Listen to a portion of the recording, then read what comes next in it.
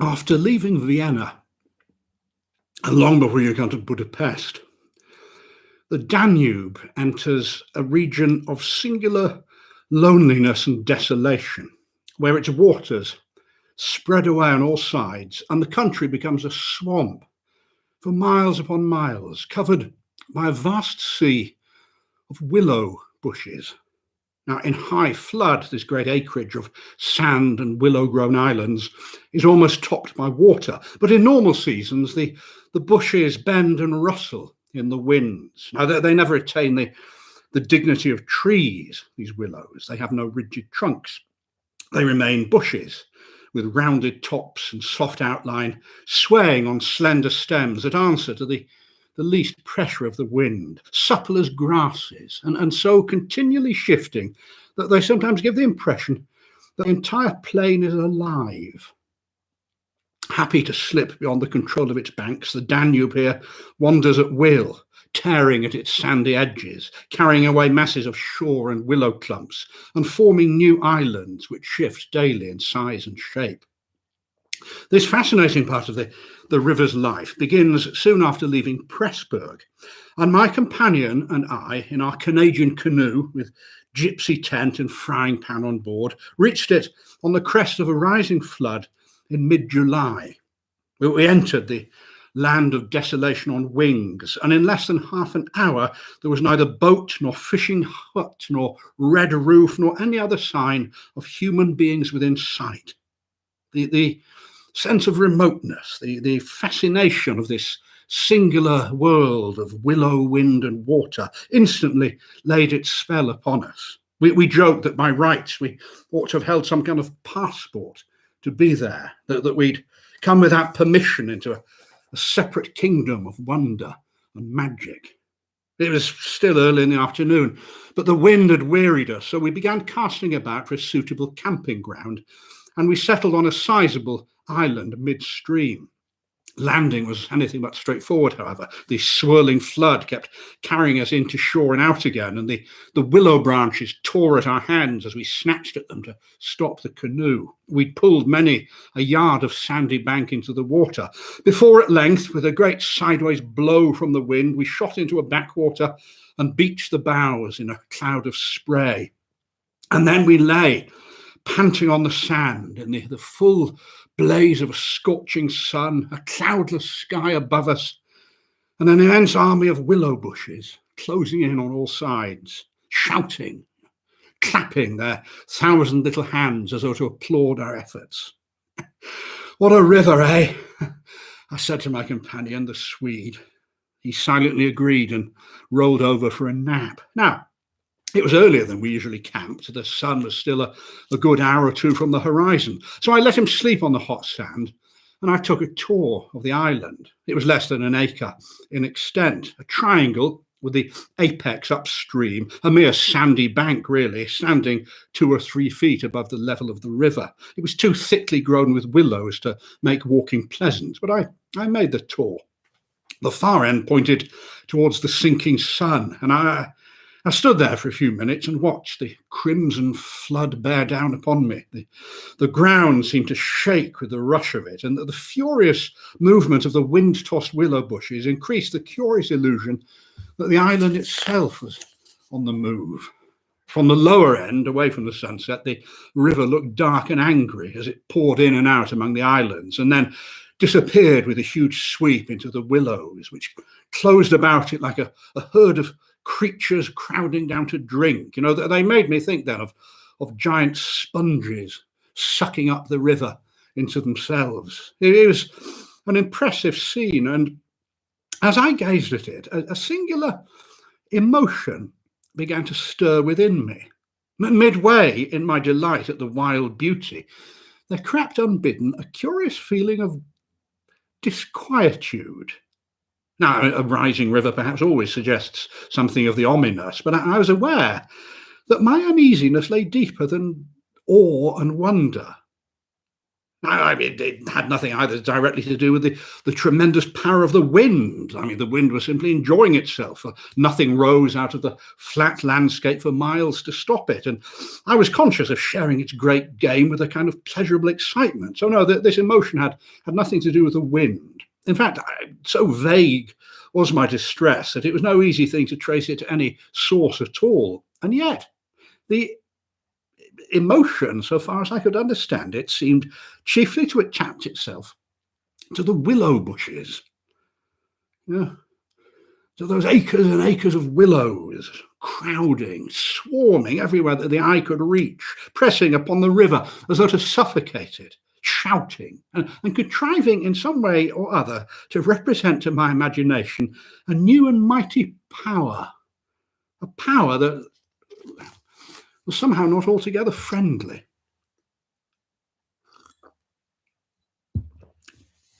Well, we pitched the tent in a slight depression in the centre of the island where the bushes broke the wind, and we set about collecting material for a fire. Now, willows drop no branches, of course, so driftwood was our only resource, and we scoured the shores while everywhere the banks crumbled as the rising flood tore at them. Suddenly, I heard the Swede call out in surprise, "Hey, look!" I turned round, but he was hidden by the willows. What the devil is this?" I heard him cry again, and this time his voice seemed to have become more serious. So I ran up and joined him on the bank. "Look!" He was looking out over the river, pointing at something in the water. "Look! It's a body! Good grief, look, it's a dead body!" And sure enough, just then a black thing, turning fast over in the water, swept past us. It was about 20 feet from the shore, and it kept disappearing and coming up to the surface again. But you see, just as it was opposite to where we stood, it suddenly lurched round and looked straight at us, with his eyes reflecting the sunset, gleaming an odd yellow, and then it gave a swift plunge and dove out of sight. An otter! And it was! It was an otter, alive and out on the hunt, and yet it had looked for more than a moment exactly like the body of a man, of a drowned man, turning helplessly in the current. Far below, we saw it come up to the surface again, its black skin wet and shining in the sunlight. And then, just as we were turning back with our arms full of driftwood, something else recalled us to the riverbank, and this time it really was a man. It was a man in a boat. Now, you see, a small craft on the Danube is an unusual sight at any time, but here, in this windy desert, it was flood time, remember? Well, this was a real event. We both just stood and stared at him. Now, whether it was due to the slanting sunlight or its reflection bouncing off the water, I can't say. But for some reason, I found it difficult to focus my eyes on this sudden apparition.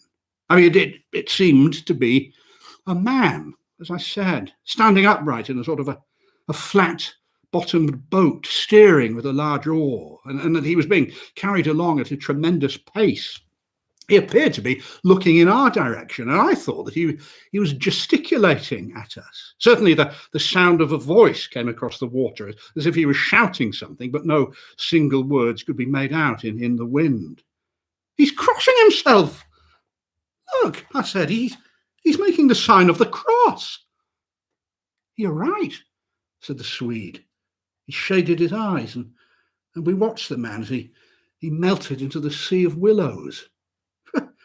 "Well, what's he doing out in this flood?" I said, "at this time of day? And what was he trying to say to us?"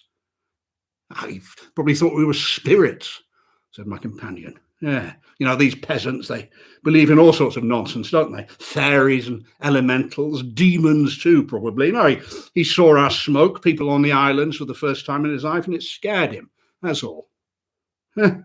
Well, I spoke loudly, I remember, at this point, deliberately trying to make as much noise as I could. Well, if they'd enough imagination, they might well people a place like this with the old gods. The Romans must have been all over this region some point with their shrines and groves and elementals.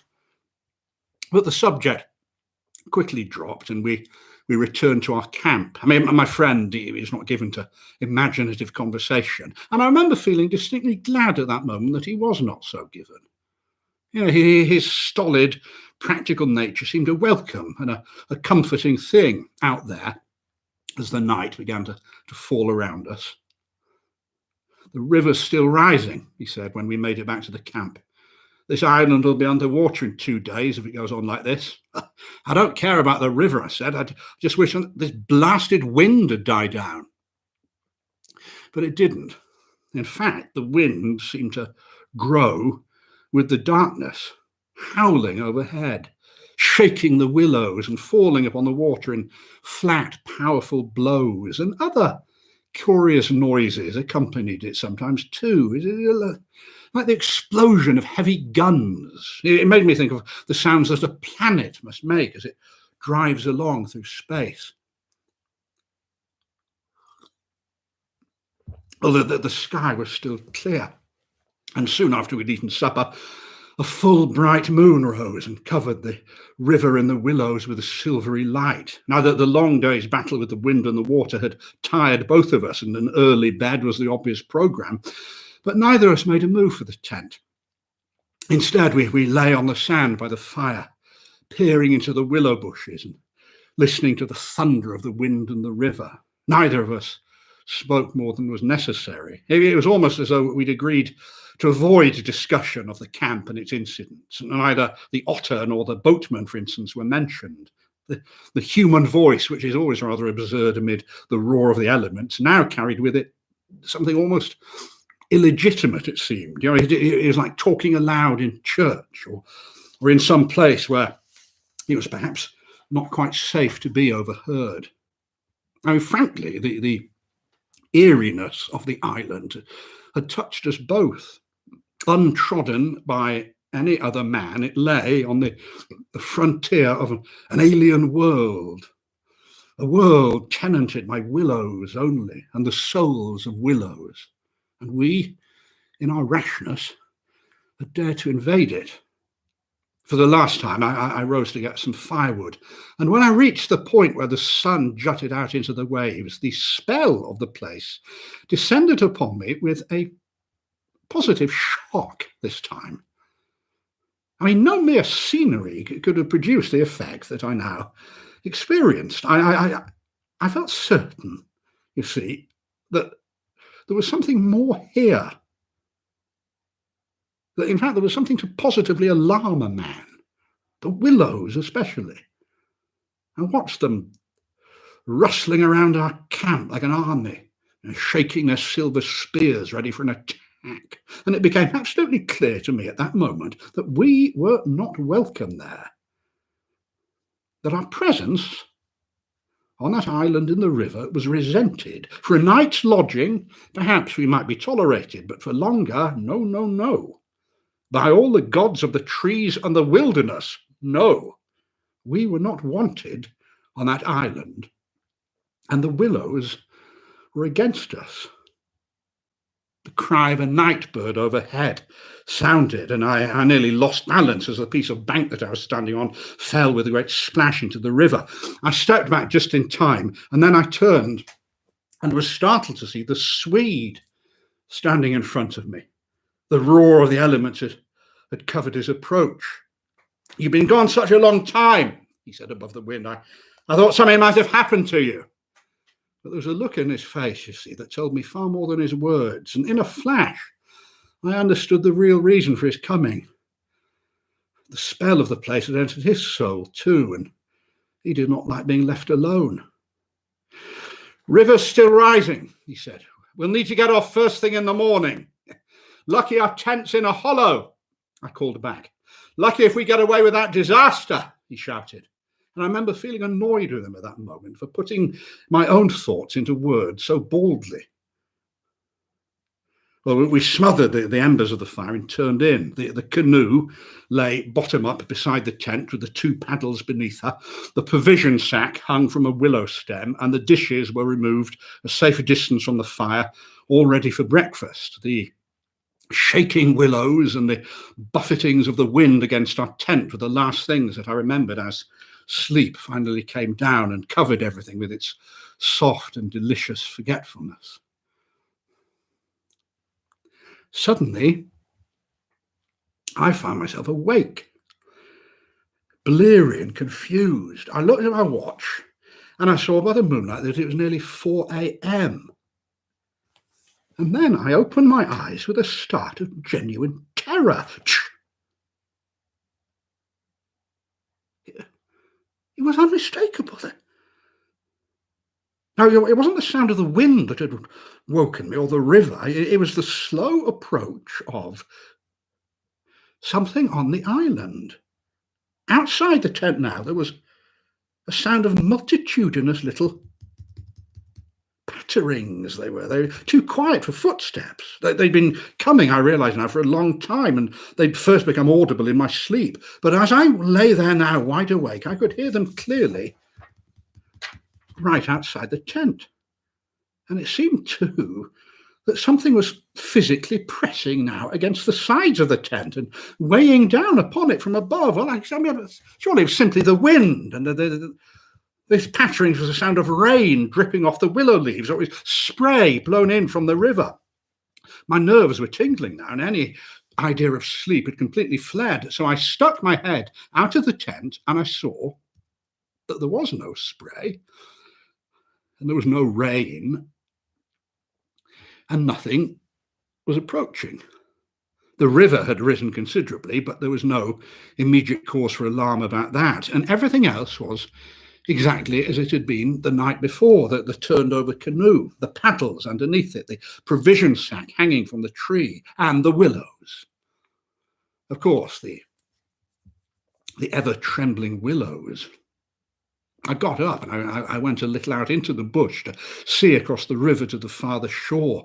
And as I looked again across the sea of bushes, that same indefinable sense of distress took a hold of me. I tried to resist. I tried to shake it off. But the pattering, obviously, the pressure on the tent that had woken me, it must have been the wind. It had driven the loose, hot sand against the canvas and dropped it on our roof. But then, you see, as I made my way back to the tent, a dreadful realization leapt out at me, compared to which my vague nervousness of the evening before was as absolutely nothing, because now I saw that a change had somehow come about in the arrangement of the landscape.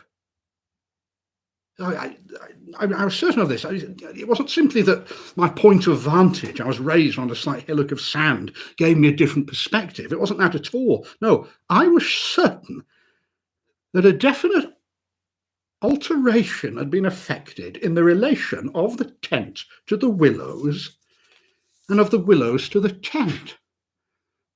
The bushes were, well, they were crowding much closer. They moved nearer. Unnecessarily, unpleasantly nearer. The willows had closed in during the night. I thought of that pattering sound again. And I swayed for a moment in the wind, struggling to control the thoughts that were now running through my mind. Because if I was right, and how could I possibly be right? But if I was right, then there was a suggestion here of personal agency, of active hostility. And that terrified me to the bone. And then, you see, the reaction followed. The idea was so absurd, of course, that I made to laugh, but laughter was hard to come because the knowledge that my mind was now receptive to such ideas brought with it the additional terror that it was through our minds and not through our bodies that an attack would come. I returned to the tent, first taking a careful look around, and I admitted I made a few measurements. I paced out the distances between the willows and the tent, and then I crawled back beneath my blankets. My companion, to all appearances, slept soundly. I must say I was glad of that. Provided that my experiences were not corroborated, I could find strength for the time being to deny them, perhaps, I thought. With the daylight, I could persuade myself that it was all subjective. It was a projection of the excited imagination. It was a fantasy of the night.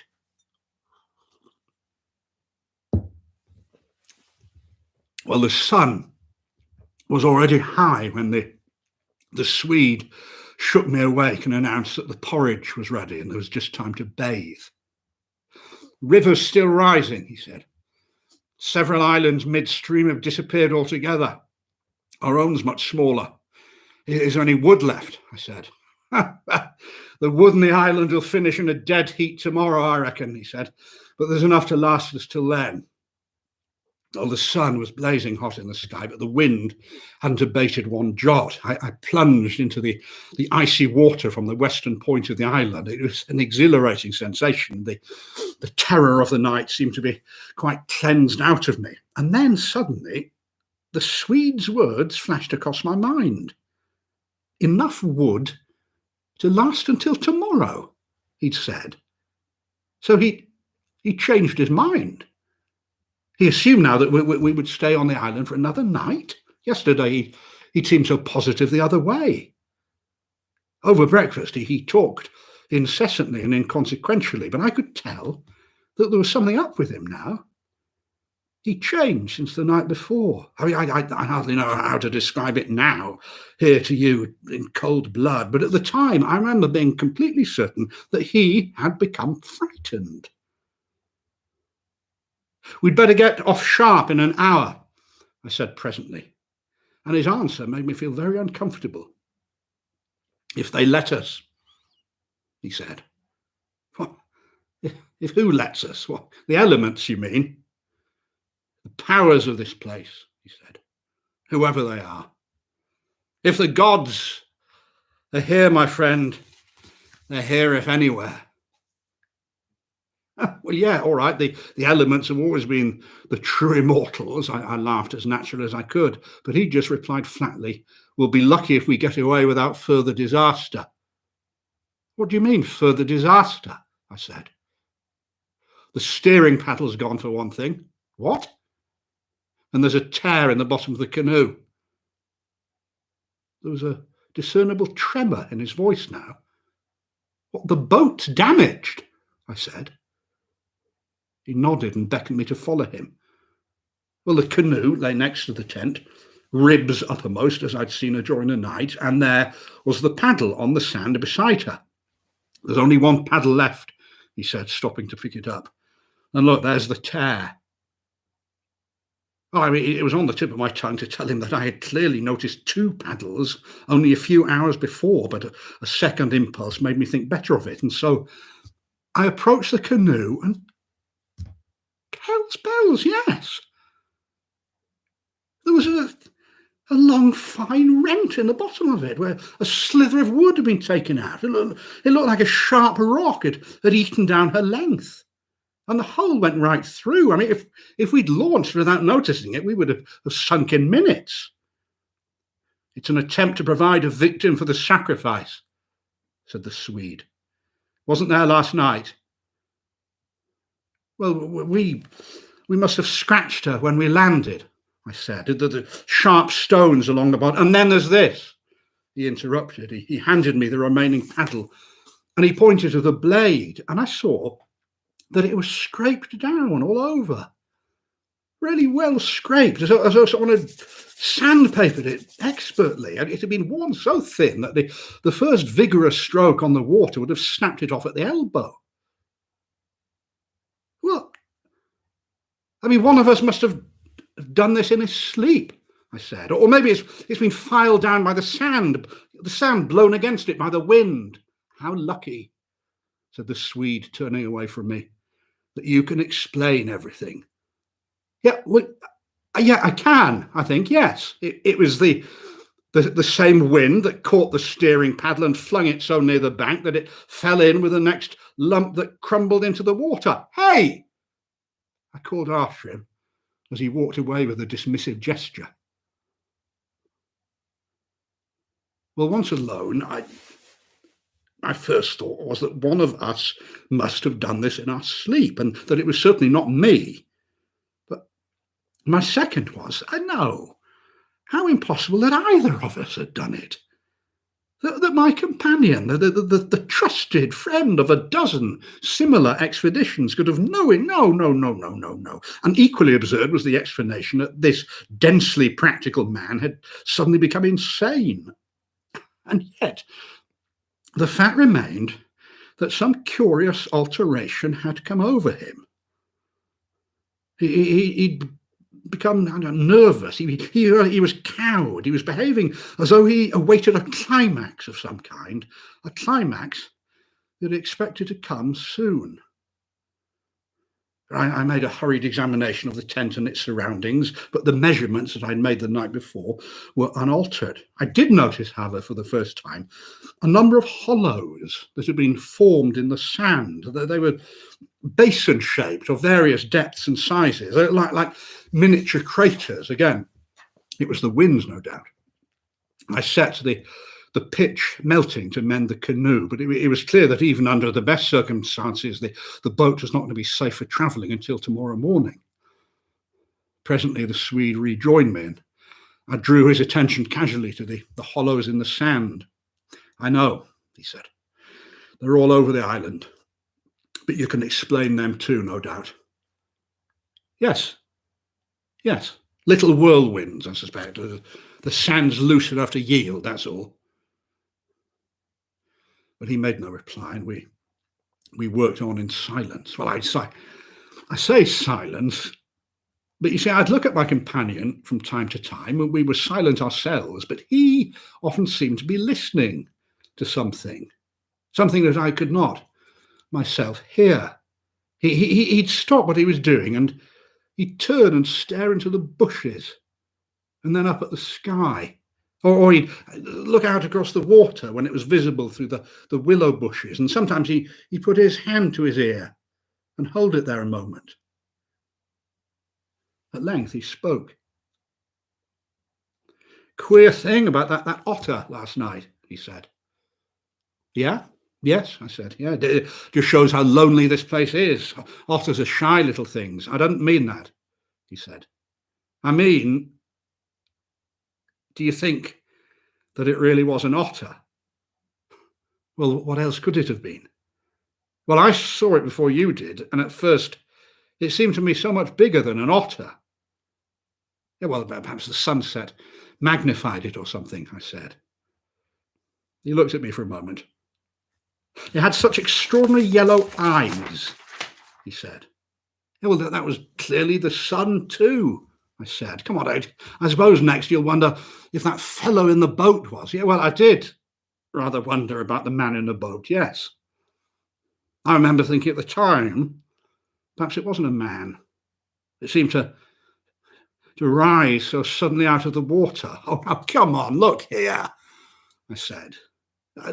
This place is quite queer enough without going out of our way to imagine things. That boat was an ordinary boat, all right? The man in it was an ordinary man. That otter was a common and garden otter. So please, don't let's start playing the fool about this now. And for heaven's sake, stop making out that you can hear things. Please, it's giving me the jumps. There's nothing to hear but the river and this confounded wind. You're a fool, he said in a low voice. That's just the way that all victims talk, as if he didn't understand just as well as I do. What, you really suppose? No, he said. The best thing that you can do now is keep quiet, my friend, and hold your mind firm. This wretched attempt at self-deception only makes the truth harder when you're forced to meet it. Well, I had nothing more to say because, in fact, I knew that he was right. I was the fool, not him. He had known from the very beginning, apparently. And thenceforward, I dropped all pretense myself, and my fear increased steadily to the climax.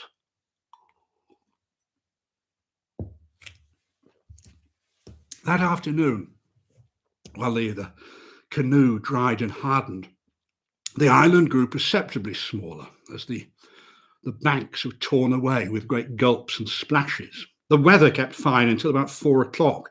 And then for the first time in 3 days, the wind showed signs of dropping. The clouds began to gather in the southwest. This lessening of the wind was a relief, of course, but the silence that came with its sudden cessation at about 5 o'clock was in a manner quite as oppressive.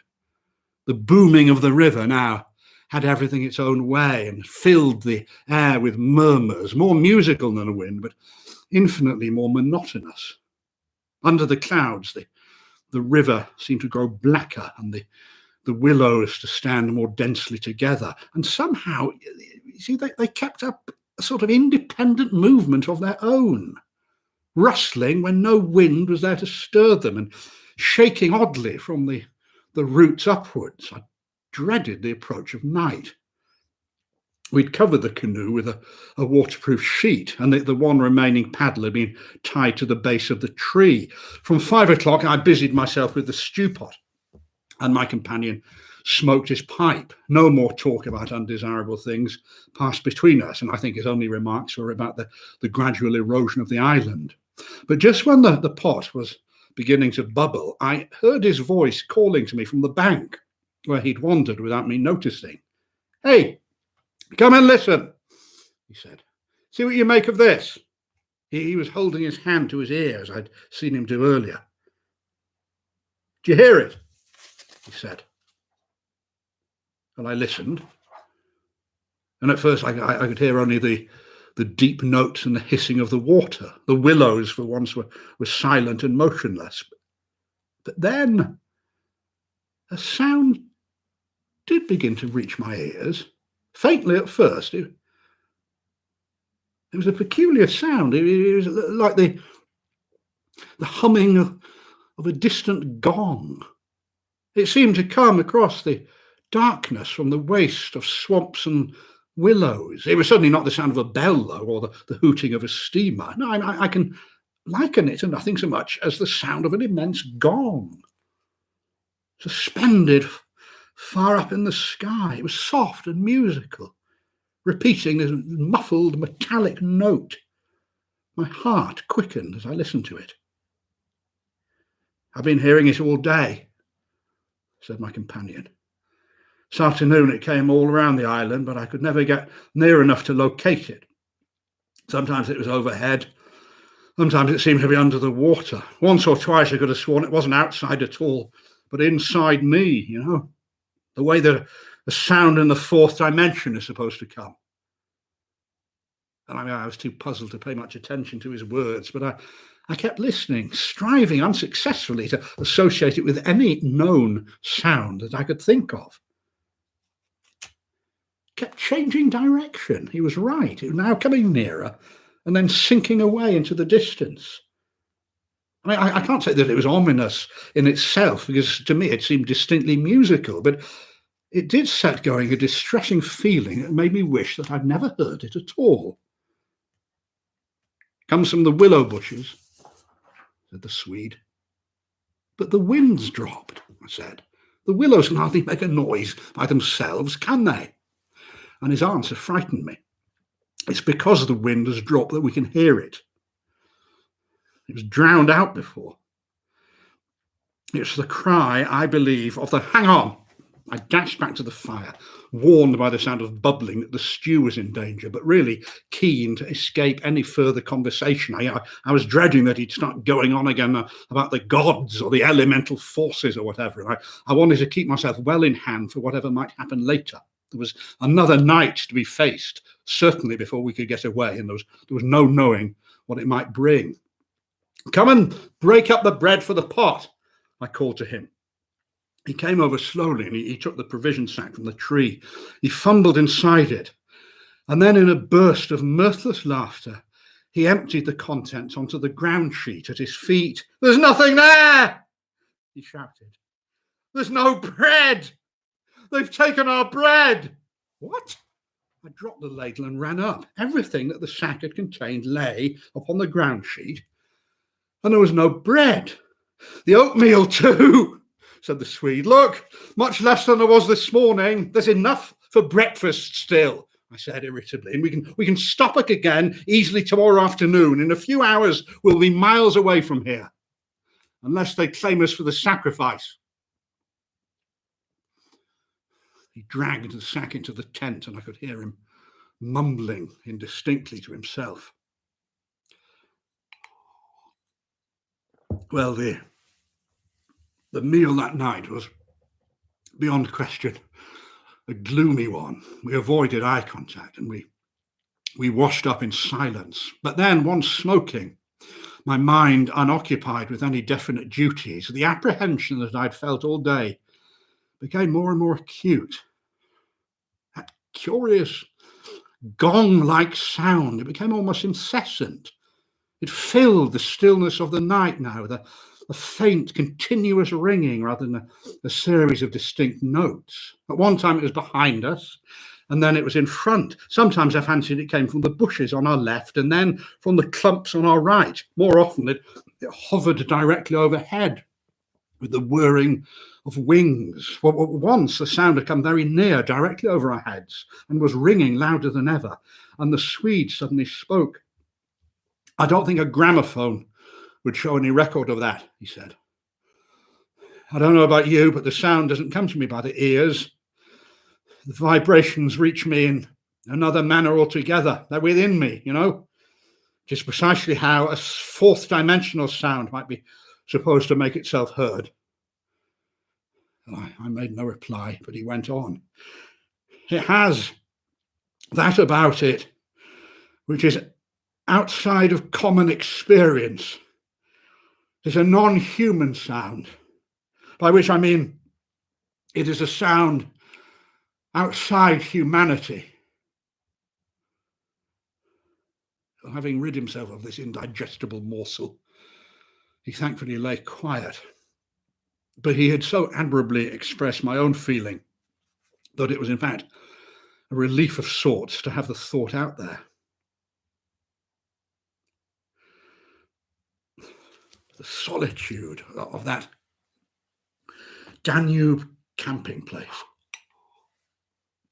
I shall never forget it. That feeling of being utterly alone on an empty planet. My thoughts, they ran incessantly upon the cities and haunts of men. God, I'd given my soul for the feel of those shabby Bavarian villages that we just passed through. Peasants drinking beer, tables beneath the trees, the normal human commonplaces. Yet you see, what I was experiencing was no ordinary ghostly fear. This was infinitely greater and stranger. It was ancestral. We had strayed, as a Swede had put it, into some region where the risks were great yet unintelligible.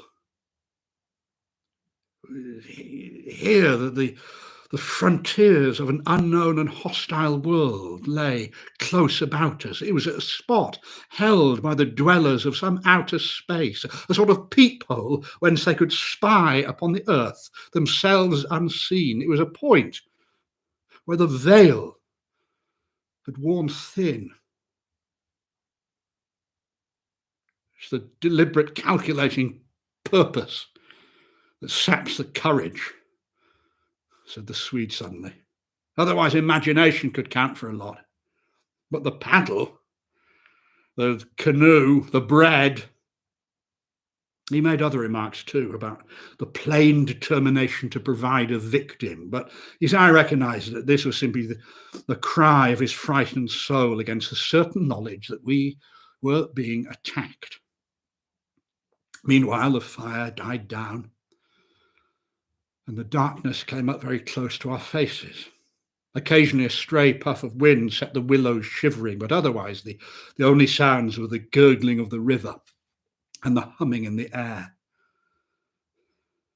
Well, at length I reached a point where I simply had to speak. I kicked the fire into a blaze and I turned to my companion. Look here, I can't stand this place any longer, I'm afraid. I'm half inclined to swim for it now. What do you say? But he only stared at me and he answered with unnatural calm. No, it's not a physical condition we can escape from by running away. We can only sit and wait. There are forces close to us now, my friend, that could kill a herd of elephants as easily as you and I could squash a fly. Our only chance is to keep still. Our insignificance alone may save us now. They know we're here, you see, but they've not found us yet. They're blundering about like men hunting for a gas leak. They can feel us, I think, but they can't actually see us.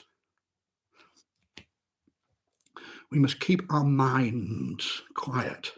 It's our minds that they feel, you see. We must control our thoughts, or it's all up with us. What, death, you mean? Oh, no. Worse. Far worse. Death means annihilation or release from the limitations of the senses. It involves no change of character. You don't suddenly just alter because the body's gone. But this means a radical alteration, a complete change, a loss of oneself by substitution. It's far worse than death, my friend. And it's not even annihilation. We happen to have camped in a spot where their region touches ours, where the veil between has worn thin. I shuddered as he used my own phrase, my very words. But who are they? I asked. He leaned forward further over the fire. All my life, he said, I've been strangely, vividly conscious of another region, not far from our own world in one sense, yet wholly different, where great things go on, where immense and terrible personalities hurry by, intent on vast purposes compared to which our earthly affairs are as dust in the balance. Vast purposes I'm talking about that deal directly with the soul. I thought at first perhaps it was the gods. You thought it was the elementals, but it's neither.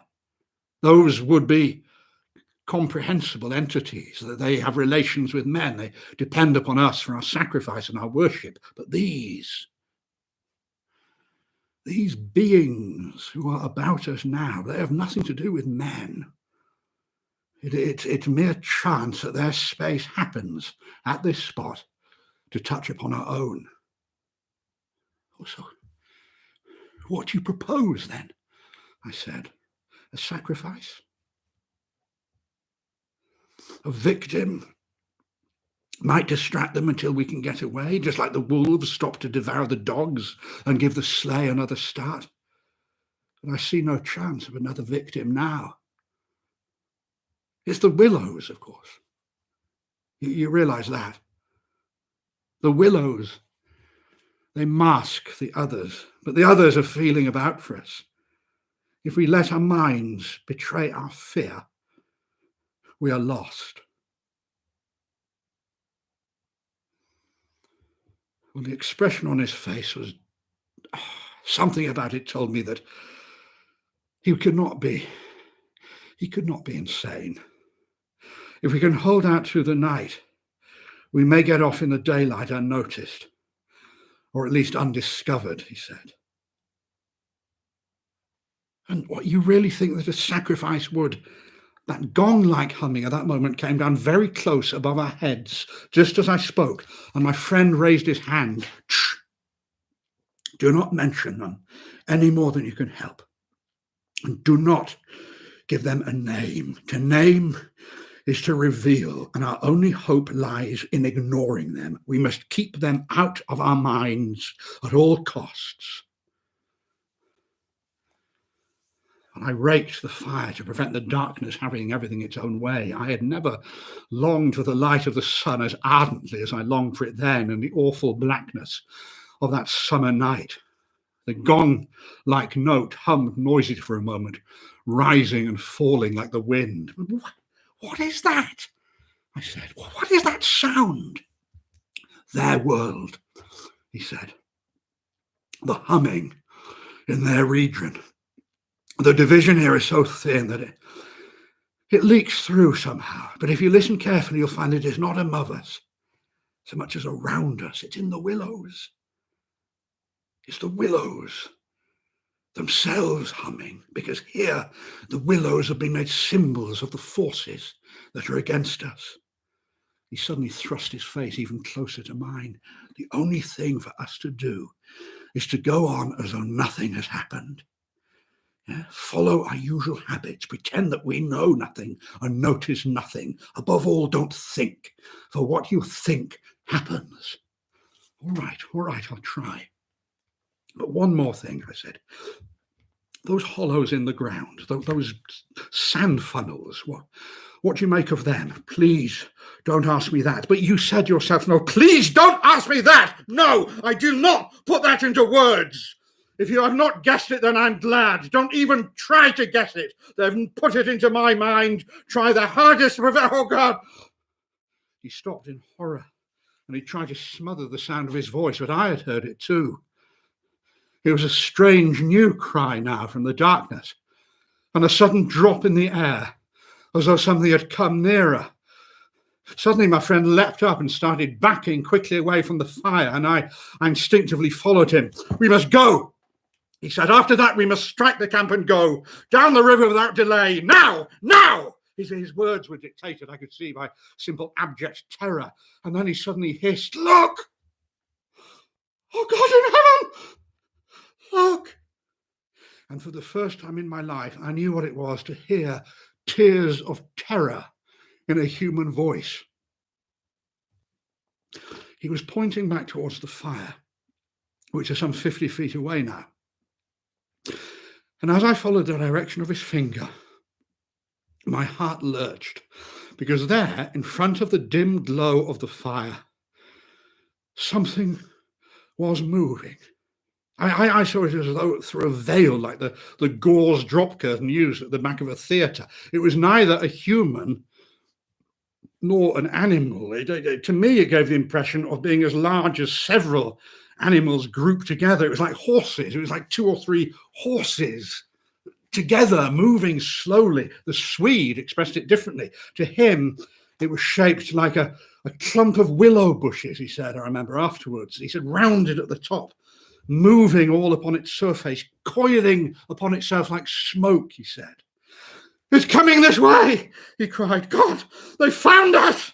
We must get away now! We must get away now! One terrified glance enabled me to see that this shadowy form was indeed swinging towards us now through the bushes. And then I tripped backwards into the branches, and the Swede fell on top of me, and we fell in a tumbling, struggling heap onto the sand. God, I hardly knew what was happening. I was conscious only of an enveloping sensation of utter dread that plucked the nerves out of their fleshly covering and twisted them, and my eyes were tightly shut shut and something in my throat choked me.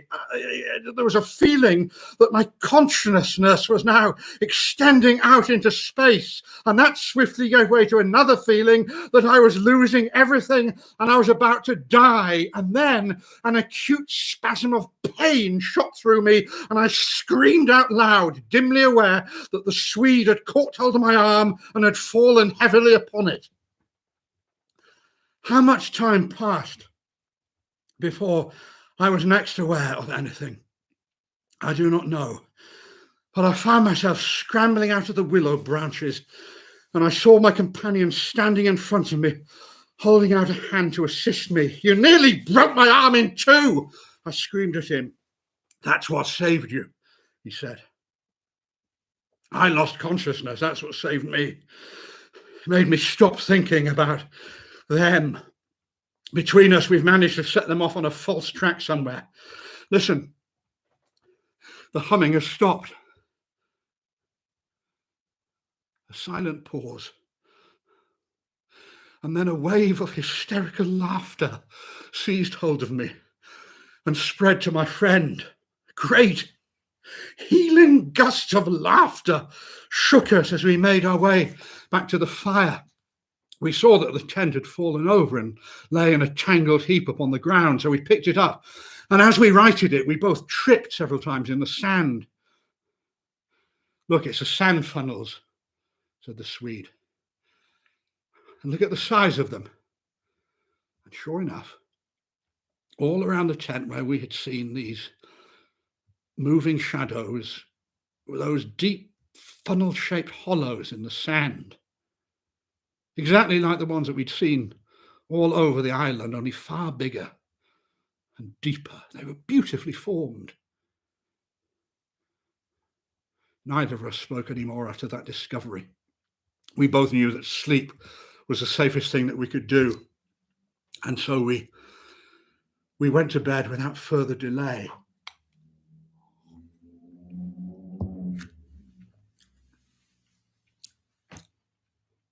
It was a difficulty in breathing that woke me up.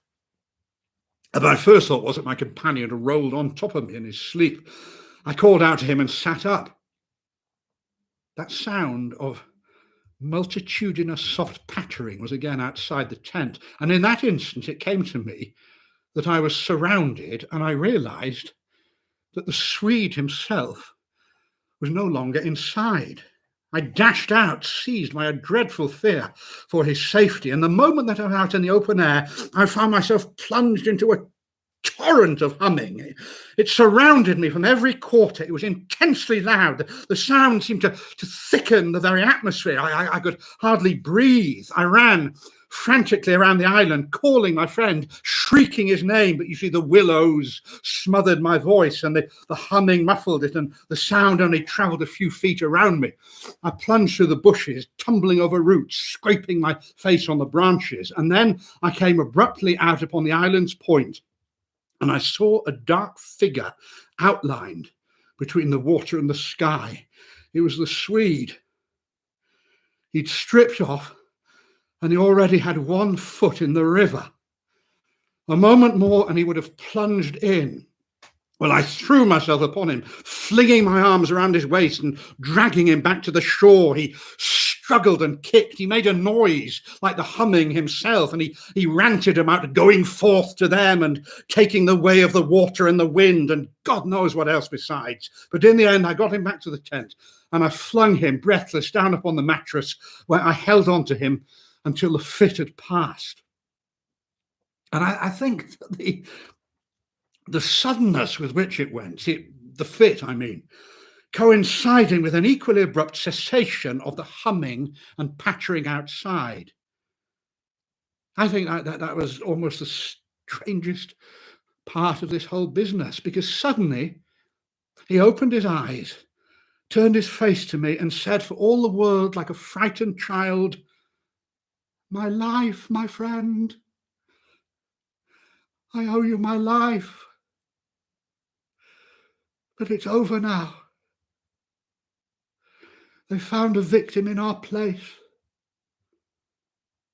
And then he dropped back upon his blankets and and went to sleep. I mean, literally under my eyes, he simply collapsed and began to snore as healthily as though nothing had happened, as if he'd never tried to offer his life as a sacrifice by drowning.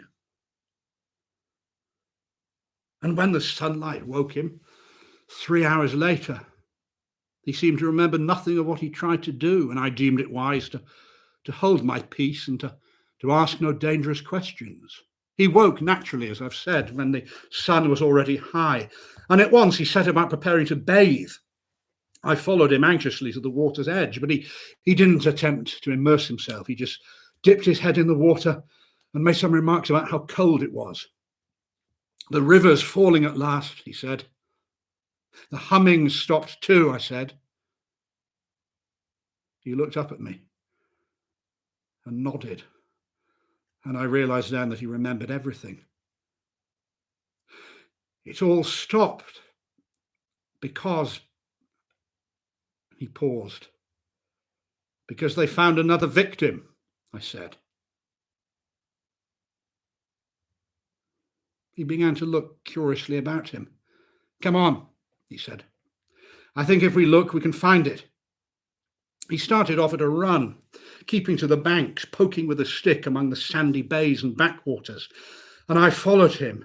Ah, he exclaimed presently and came to a stop. He pointed with his stick at a large black object that lay half in the water and half on the sand. It appeared to be caught by some twisted willow roots. I mean, a few hours before, the spot must have been underwater.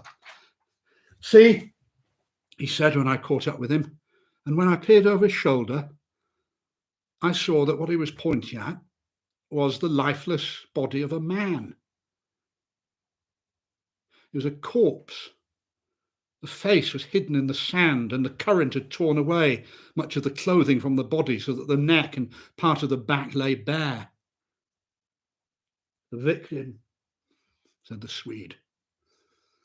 The victim that made our escape possible. Now, clearly this fellow had been drowned but a few hours before, and his body must have been swept down upon our island somewhere around dawn, which was the very time that my friend's fit had passed. Come on, he said. We must give it a decent burial. And we reached out to pull the body onto the shore. But immediately my friend uttered a sharp cry, and I sprang back as if I'd been shot. From the moment that we touched that body, there rose from its surface the loud sound of humming. It was the sound of several hummings, which passed with a vast commotion like winged things into the air above us and disappeared into the sky. It was exactly as though we had disturbed some creatures at work. Well, before either of us had time to properly recover from the shock, a movement of the current had released the corpse from the grip of the willow roots, and it had turned over. Its dead face was now staring up at the sky as it lay on the edge of the main stream. In another moment, it would be swept clean away.